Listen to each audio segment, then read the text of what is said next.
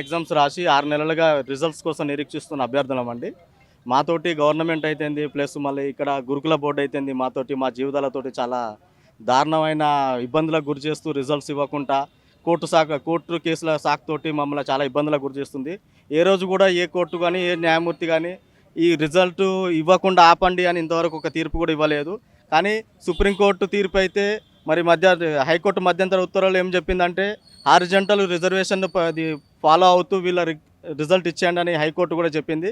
అయితే ఈ రిజల్ట్ కోసం మేము గురుకుల బోర్డుకి వెళ్తే మాకు హైకోర్టు ఉత్తర్వులు ఇచ్చింది, కానీ మాకు జీఏడీ నుంచి అది మాకు గైడ్లైన్స్ రాలేదని వాళ్ళు అంటున్నారు. జీఏడీకి వెళ్ళి అడిగితేనేమో మేము ఇచ్చేసినాం, గురుకుల బోర్డే దీని మీద స్పందిస్తలేని వాళ్ళు చెప్తున్నారు. మేము అటు ఇటు తిరుగుతూ ఈ ప్రజావానికి వచ్చి మేము అప్లికేషన్లు ఇచ్చుకుంటూ అలసిపోతున్నాం.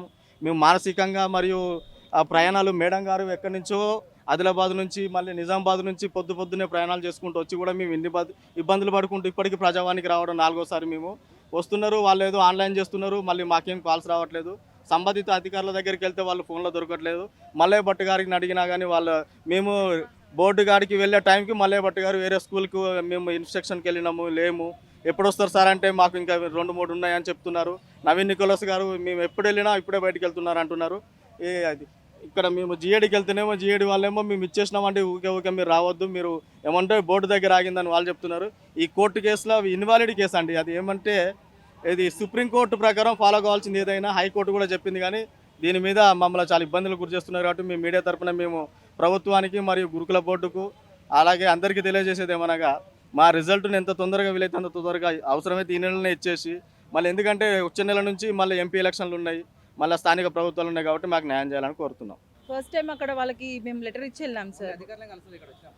అధికారులు బట్టి విక్రమార్కని కలిసాము, కానీ మాకు మళ్ళీ కోర్టు కేసులో ఉంది నడుస్తుంది కదా మేము చూస్తామని చెప్తున్నారు. ప్రతిసారి అదే మాట చెప్పి పంపిస్తున్నారు. ఇప్పుడు కూడా సేమ్ అదే జరిగింది. అక్కడ కూడా అక్కడ కలెక్టర్ గారిని కలిసాము, కలెక్టర్ గారిని మీట్ అయ్యామండి. ఇప్పుడు అనుదీప్ సార్ కూడా అదే అన్నారు, మేము చూసి మీకు మేము ఏదైనా కూడా మేము డిస్కస్ చేసి మేము ఫైనలైజ్ చేస్తామని చెప్పారు. మేము అన్ని చూసుకోవాలి కదా అని అంటున్నారు. రావట్లేదు సార్.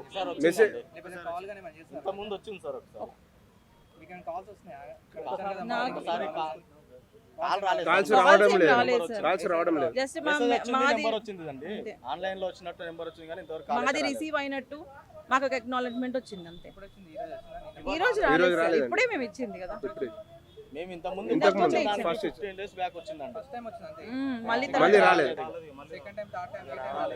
రెస్పాండ్ అవుతలేరండి. గత 15 సంవత్సరాలుగా విద్యావంతులు ఎందరో ఆశావాదులై ఉద్యోగాల కోసము పోటీ పడుతూ మరియు కోచింగ్ సెంటర్లలో కోచింగ్ చేసుకుంటూ ఉపాధి కోల్పోతూ అక్కడ డబ్బులు ఖర్చు పెడుతూ మరి ఇంటి సమస్యలను కూడా పక్కన పెట్టి మరి తన వంతుగా కృషి చేసి ఏదైనా ఉపాధి దొరుకుతుందేమో అని ప్రయత్నం చేస్తున్న నిరుద్యోగులు ఎందరో ఉన్నారు. మరి వాళ్ళందరూ ఆశావాహులై ఎదురు చూస్తున్నారు. వాళ్ళందరినీ పొట్టగొట్టి మళ్ళీ ఇదంతా సాగనంపు చేస్తూ ఉంటే వాళ్ళ యొక్క వయోభారం మీద పడుతుంది. ఆ యొక్క వయోభారాన్ని వాళ్ళు చాలా బాధతో గడపాల్సి వస్తుంది. కాబట్టి తొందరగా ఈ యొక్క పోస్టులను ఇప్పుడు జరిగిన పరీక్షలను నింపితే కొత్త వాళ్లకు అవకాశం దొరుకుతుంది. కొత్త వాళ్ళు స్థిరపడడానికి వాళ్ళు కూడా ప్రయత్నం చేసి ఉద్యోగ అవకాశాలు పొందే అవకాశం ఉంటుంది. ఇప్పుడు రాసిన వాళ్ళలో ఎందరో ఉన్నారు, వాళ్ళకు ఏజ్ బార్ అయ్యే అవకాశాలు ఉన్నాయి. ఏజ్ బార్ అయ్యే వాళ్ళకి వచ్చిన అవకాశాన్ని ఇప్పుడే సద్వినియోగం అయ్యేలాగా చూస్తుందని గవర్నమెంట్ను ఈరోజు మేము దరఖాస్తు ఇచ్చి వాళ్ళను విన్నవించుకున్నామండి. 2018 నుంచి 18లో లాస్ట్ గురుకుల రిక్రూట్మెంట్ జరిగింది సార్. అప్పటి నుంచి నోటిఫికేషన్ 2019లో ఇస్తామన్నారు, ఇవ్వలేదు. ప్రీవియస్ గవర్నమెంట్ గురించి నాకు మాట్లాడాలని లేదు, కానీ మాకు మాత్రం ప్రాబ్లంగానే ఉంది. 2019లో వెయిట్ చేసాము, అప్పుడు జాబ్స్ వదిలేసి ప్రిపేర్ అయ్యాము. 2020, 21, 22, 23 అట్ లాస్ట్ ఫైనల్లీ మొన్న ఏప్రిల్లో ఇచ్చారు సార్. ఆ టైంలో మేము జాబ్స్ వదిలేసి రిజైన్ చేసి, ఆ టైంలో మాకు రిజైన్ చేసినా కూడా మళ్ళీ రావద్దని కూడా మా ప్రైవేట్ సంస్థలు చెప్పాయన్నమాట. వదిలేసి వచ్చి ప్రిపరేషన్లో కూర్చున్నాం. అప్పులు చేసాం సార్, చెప్తున్నాను. మా హస్బెండ్ చేశారు, ఈవెన్ వీళ్ళు కూడా మెయిల్ స్టాఫ్ కూడా చాలామంది అప్పులు చేసి మరీ ప్రిపేర్ అయ్యారు. చాలామంది సార్ ఇప్పటికీ సఫర్ అవుతున్నారు. ఆఫ్టర్ దట్ మేము ఆగస్ట్ వరకు వెయిట్ చేసాం. ఆగస్ట్ 24th, 22nd, 23rd మాకు రెస్పాన్స్ షీట్స్ ఇచ్చారు. Very fast, very soon, within 1 day మాకు ఇచ్చారు response sheets. Why not result sir? చెప్పండి, why not results, what is the delay? Result just general ranking list ఇవ్వచ్చుగా మీరు. మాకు తెలుసు కదా మేము ఏం ప్రిపేర్ అవ్వాలి. ఇప్పుడు డిఎస్సి అని అంటున్నారు, డిఎస్సికి ప్రిపేర్ అవ్వాలంటే కొంతమందికి ఎలిజిబిలిటీ అంటే మేము కొంతమందికి జాబ్స్ వస్తాయి, కొంతమంది రాని వాళ్ళు ఉంటారు, అది కూడా ప్రిపేర్ అవ్వచ్చు. Group 4, group 1, group 2 everything at a time ఇచ్చేసరికి మేము చాలా స్ట్రెస్లో ఉన్నాం సార్. మేము గ్రూప్ 4కి ఎలిజిబిలిటీ ఉంది, గ్రూప్ 1, గ్రూప్ 2 ఎవ్రీథింగ్ రాసుకోవచ్చు, కానీ మేము ఒకటి చూస్ చేసుకొని అదే రాసుకున్నాం సార్. మాకు చాలా అప్పుడు టైం ఇవ్వలేదు. ఏంటి sir, all the notifications at a time ఎవరైనా ఇస్తారా? హౌ ఇస్ ఇట్ చెప్పండి. ఎంత డిస్గస్టింగ్ ఉంది అసలు గవర్నమెంట్. సరే పోనీలే అని ఒకటి చూస్ చేసుకొని ప్రిపేర్ అయ్యాం సార్. 2-3 ప్రిపేర్ అవ్వలేము. ఒకటి ప్రిపేర్ అయితేనే సరిగా రాదు జాబ్. ఒకటి చూస్ చేసుకొని ప్రిపేర్ అయ్యి వెయిట్ చేస్తున్నాం సార్. ఆగస్ట్లో అయిపోయింది, ఇప్పటికీ మాకు మిడిల్ ఆఫ్ ద ఇయర్ ఎక్కడ జాబ్స్ వస్తాయి సార్? అకాడమిక్ ఇయర్ స్టార్టింగ్లోనే ఇస్తారు ఏదైనా జాబ్ అయినా ఏదైనా. ఇప్పుడు మార్చ్ ఏప్రిల్లో రిక్రూట్మెంట్స్ అవుతాయి, మాకు ఈ జాబ్ వస్తుందా? మళ్ళీ మేము ప్రైవేట్ జాబ్స్లో సెటిల్ అవ్వాలా? మాకు అసలు ఏం అర్థం అవ్వట్లేదు సార్. చాలామంది జాబ్లెస్గా ఉన్నారు.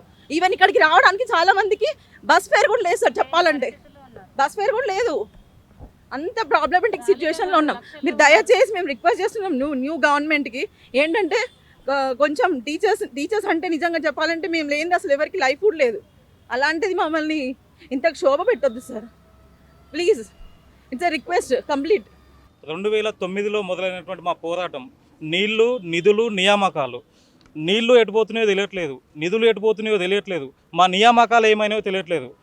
మేము ఎంతో వివేకవంతులమై కూడా ఉన్నత చదువులు చదివి కూడా ఈరోజు రోడ్లపైన భిక్షగాలక తిరగాల్సినటువంటి పరిస్థితి మాకు దాపరించింది. ఒకసారి నోటిఫికేషన్ ఇస్తారు, వాటి ఎగ్జామ్స్ పెడతారు, రిజల్ట్ మాత్రం ఇవ్వరు. మీకు తెలియదండి, 2019లో సుప్రీంకోర్టు హారిజాంటల్ రిజర్వేషన్ పైన ఫిలప్ చేయండి అని చెప్పింది. 2022లో నోటిఫికేషన్ ఇచ్చి వర్టికల్ ప్రకారం నోటిఫికేషన్ ఇస్తే అంటే ఆ నోటిఫికేషన్ ముందుకు వెళ్ళాలని ఉందా ఇచ్చే అధికారులకు? నోటిఫికేషన్ ఆగిపోవాలని ఉందా మీకు? ఒకసారి నోటిఫికేషన్ ఇచ్చాక ముందుకు వెళ్ళాలనే ఉద్దేశం మీకుంటే, పోస్టులను ఫిలప్ చేయాలనే ఉద్దేశం మీకుంటే హారిజాంటల్ ప్రకారం ఇవ్వాలని మీకు తెలియదా? ఉన్నత చదువులు, ఉన్నత పోస్టులో ఉన్నటువంటి అధికారులు ఇంత నిర్లక్ష్యంగా ఎందుకు వ్యవహరిస్తున్నారు? ఒక కామన్ మ్యాన్ అయినటువంటి మాకు అర్థమవుతున్నది. ఒక నోటిఫికేషన్ ఇచ్చే ముందు ఎలా ఇవ్వాలి, దాంట్లో ఏ అంశాలను చేర్చాలనేది మాకు తెలుస్తుంది. ఉన్నత స్థాయిలో ఉన్నటువంటి అధికారులు మీకు ఎందుకు తెలియట్లేదు? కావాలని ఈ కొత్త ప్రభుత్వాన్ని బదనాం చేయాలని చూస్తున్నారా?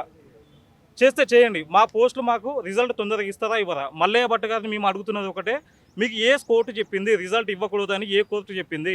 ఏ అధికారి చెప్పాడు? ఏ ప్రభుత్వ రాజకీయ నాయకుడు చెప్పాడా? లేకుంటే ప్రభుత్వంలో ఉన్నటువంటి మినిస్టర్ చెప్పారా రిజల్ట్ ఇవ్వకూడదని చెప్పి? లేకుంటే కోర్టు చెప్పిందా? చెప్తే ఆ విషయం మాకు బయట చెప్పండి.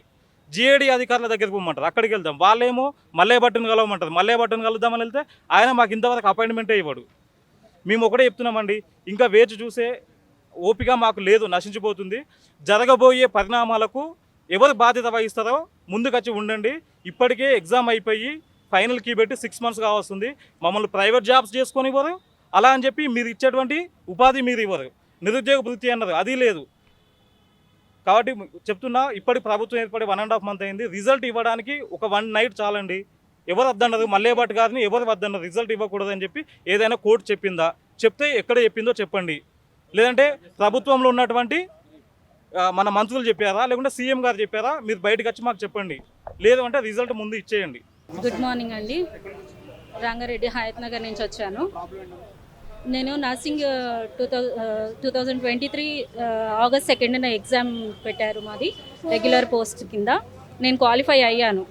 క్వాలిఫై అయితే ఏమైందంటే నేను నా ఫస్ట్ క్లాస్లో చేసింది 91లో నా ఫస్ట్ క్లాస్. ఆ టైంలో తెలంగాణ ఫార్మేషన్ అనేది జరగలేదు, ఏపీ అనే ఉండింది. ఇప్పుడు జోన్ల వారీగా పోస్టులు తీయడం అనేది జరిగింది. నేను క్వాలిఫై అయ్యి కూడా జాబ్ లాస్ అయ్యాను. ఎందుకంటే ఆ పోనీ నేను అది కూడా కాదు, నా 3rd class నుండి నేను రంగారెడ్డిలోనే ఉన్నాను. బై మిస్టేక్ నాకు ఆ 2 years ఏదైతే నేను నల్గొండలో చేశానో ఆ నల్గొండ ఇచ్చే బోనోఫైడ్ వాళ్ళు రాంగ్ ఇచ్చారు. 91, 92 ఫస్ట్, 92, 93 సెకండ్, 93, 94 థర్డ్ అనే క్లాస్కి బదులు 4th అని పెట్టారు. సో నేను అప్లోడ్ చేయడం వల్ల నాది Zone 5 కింద పెట్టారు. బట్ నేను 3rd class నుండి ఇక్కడే ఉన్నాను. నా అన్ని ప్రూఫ్స్ కూడా రంగారెడ్డికి సంబంధించినవే ఉన్నాయి. నేను క్వాలిఫై అయ్యాను రంగారెడ్డిలో కూడా. అయితే ఇప్పుడు ఏమైందంటే Zone 5 ఇచ్చారు. MHSR బోర్డు వాళ్ళ దగ్గరికి వెళ్ళి అడిగితే వాళ్ళు లోకల్ క్యాండిడేట్ సర్టిఫికేట్ సబ్మిట్ చేయమని చెప్పారు. రెసిడెన్స్ సర్టిఫికేట్ కూడా నేను సబ్మిట్ చేశాను. అండ్ నా bonafides primary school, high school కూడా నేను సబ్మిట్ చేశాను. అయిన తర్వాత రేపు రిజల్ట్ రాబోతుంది, మెరిట్ లిస్ట్ రాబోతుంది. ఫస్ట్ టైం నేను ఎలాగూ లాస్ అయిపోయాను, సెకండ్ కూడా అలాగ లాస్ అవ్వగానే అక్కడ తీసుకున్న అక్నాలజ్మెంట్ ఇంకా ప్రజావానికి వస్తే నాకు హెల్ప్ అవుతుంది అని చెప్పేసి ఇక్కడికి రావడం కూడా జరిగింది. లేదు, ఇంతకుముందు 3 times వచ్చాను. బాగుంది. ఇక్కడ ఇంతకుముందు అసలు మేము లోపలికి రానిచ్చే వాళ్ళు కాదు. మేము ఎన్నోసార్లు, నేను కోవిడ్లో గవర్నమెంట్లోనే వర్క్ చేశాను. అప్పుడు పోలీసు వాళ్ళందరూ ఇక్కడ దగ్గరికి కూడా రానిచ్చే వాళ్ళు కాదు. బట్ ఇప్పుడు అలా లేదు. చాలా మంచిగా రిసీవ్ చేసుకుంటున్నారు. ప్రతి ఒక్క దానికి కూడా చాలా హెల్ప్ చేస్తున్నారు, మాట్లాడుతున్నారు, ప్రాబ్లమ్ని సాల్వ్ చేస్తారు అన్న ఒక హోప్ అయితే ఉంది. అంత బాగా మాట్లాడుతున్నారు. అలాగే నేను తీసుకున్న అక్నాలజ్మెంట్, నా రెసిడెన్స్ సర్టిఫికేట్ అన్నీ తీసుకొని ఇక్కడ సబ్మిట్ చేయడం జరిగింది. ఐ హోప్ నాకు ఈ గవర్నమెంట్లో హెల్ప్ అవుతుంది అని చెప్పి నమ్మకంతోనే ఇక్కడ వచ్చాను, ఇచ్చాను, సబ్మిట్ చేశాను. ఇంకా రేపు మెరిట్ లిస్ట్ వస్తుంది, అప్పుడు నేను చూడాలి. వెయిట్ చేస్తున్నాను. Thank you.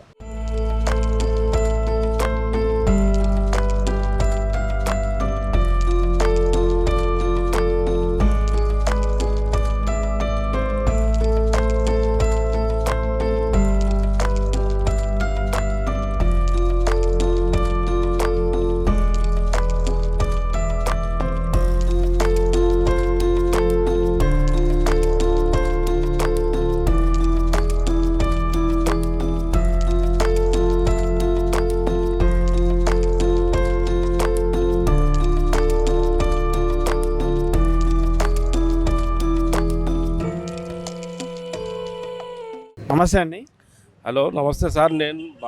నేను బాసార్ గ్రామం నుంచి వచ్చినాను, నా నిర్మల్ డిస్టిక్. నేను వక్ఫ్ బోర్డ్కు సంబంధించిన భూముల గురించి నేను ఇక్కడ ప్రజావాహిని సీఎం దగ్గర క్యాంప్లో వచ్చినాను. ఇప్పుడు ఏదైనా న్యాయం జరగాలండి.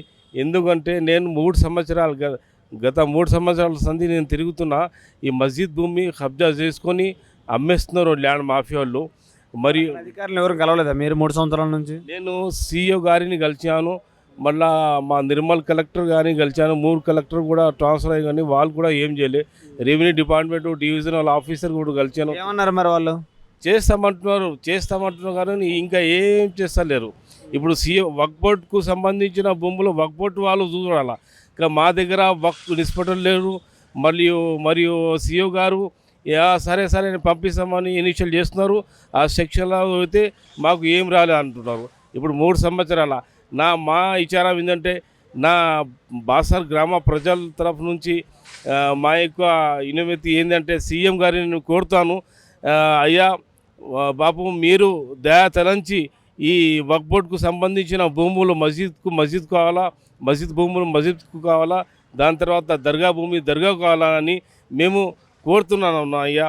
నేను ఎందుకంటే చాలా బాధపడుతున్నాను. ఎందుకంటే నేను సొంతం పైసలు పెట్టుకొని ఇప్పుడు 3 సంవత్సరాల సందికి నేను తిరుగుతున్నా. నాకు ఏం ఆస్తి లేదు. నేను లేబర్ పని చేస్తాను. మరియు మీరు దయాతలంచి ఆ వక్ఫ్ బోర్డ్ భూములు వక్ఫ్ బోర్డ్కు కావాలని నా యొక్క కోరిక. నమస్తే తాత. నమస్తే. ఏం పేరు మీ పేరు? నా పేరు బి చంద్రయ్య. ఎక్కడి నుంచి వచ్చారు? ఇబ్రాహీంపూర్ నుంచి వచ్చాను. ప్రాబ్లం ఏంటి? మీ సమస్య ఏంటి అసలు? నా సమస్య, ఇంతకుముందు ఇబ్రాహీంపూర్లో ఎకరా 20 గుంట ఉండేది. అక్కడి నుంచి నేను బతకడానికి ఇక్కడ వస్తే, అక్కడ కమ్మరి బాలయ్య అనేటైన భూమిని కబ్జా చేసుకున్నాడు. కౌలుకిస్తే భూమి కబ్జా చేసుకున్నాడు. అయితే ఆ సమస్య ఒకటి. తర్వాత ఇంటి స్థలం కూడా వేరే ఆయన కూడా ఆక్రమించుకొని ఇల్లు కట్టుకున్నాడు. నేను ఈ హైదరాబాద్ వచ్చిన సమయం చూసి మరి అక్కడ అధికారులు కలిసారా మీరు? కలిసి నిన్న మొన్న మాట్లాడితే వాళ్ళు తప్పించుకుంటున్నారు, ఎవరు కూడా సాయం చేస్తలేరు సార్. అక్కడ మరి ఇక్కడికి రావడం ప్రజావానికి ఇట్లా వచ్చి 3-4 సార్లు అయింది సార్ రావడం. అయితే ఇక్కడ ఆ 2 ప్రాబ్లాలు జరిగినాయి అక్కడ. మరి ఇక్కడ మారవల్ పికెట్లో ఇల్లు కాలిపోయి, ఏదో ప్రాబ్లం వచ్చి ఇల్లు కాలిపోయి ఆమె గ్యాస్ పోసుకొని నిప్పంటించుకున్నది. అయితే దానివల్ల కూడా నష్టపోయిన 3 లక్షల దగ్గర సామాన్ అంతా కాలిపోయింది. అదొకటి. తర్వాత బల్కంపేటలో కూడా కారు యాక్సిడెంట్లో కాలు ఇరిగి ప్రాబ్లం అయిపోయింది. దానివల్ల కూడా గాంధీ హాస్పిటల్లో ఉంది, వాళ్ళు ఇచ్చిన రిపోర్ట్ కూడా ఉంది. కాబట్టి ఈ 2 పరిస్థితులు అక్కడ 2 పరిస్థితులు జరిగినాయి. ఈ 4 సమస్యలను నేను చెప్పదలుచుకున్నా.